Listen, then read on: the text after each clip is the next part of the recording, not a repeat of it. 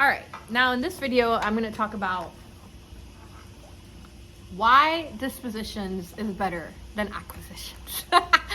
Clearly, I have a bias, but I did both, so I feel that I can speak on both. But to me, okay, this is not going to apply to everyone, but for me, dispositions was better than acquisitions. And why is that? Because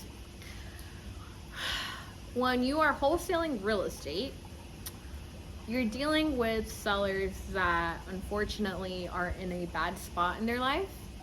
And sometimes, like, let's just say like pre-foreclosure, right? Sometimes you are in pre-foreclosure because, you know, your husband has a deathly illness or cancer or something like that, right? And like the bills rack up and now you can't afford, your house and all this stuff, which is really sad.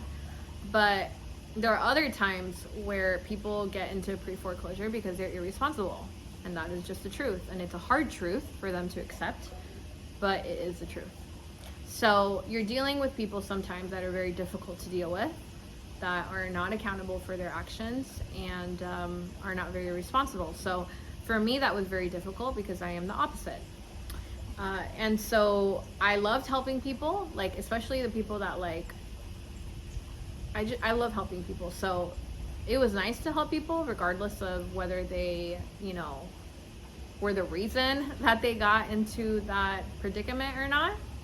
But what I did not like is that when you're dealing with sellers like that, I mean, you have to follow up like a multitude of times. I think it's like 12 times at least or something like that before you can actually close a deal.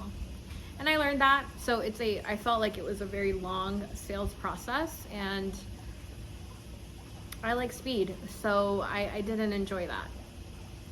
But that is sales, so it is what it is. Then dispositions, it's faster because you can do dispositions a multitude of ways. You can go the wholesaling route where you're helping other wholesalers to sell their deals, which is kind of what I did. Or you can also do the agent route where you're connecting with realtors and you're trying to basically wholesale things that are already on the market. And both work. They both work if you work. So I did both, and I did well. I did so much better in dispositions than I did in acquisitions. I did close deals through acquisitions, so I mean, it's not like I was a complete failure, but it was nowhere near close to what I wanted it to be. So once I learned dispositions, I loved it 10, 100. I loved it way more.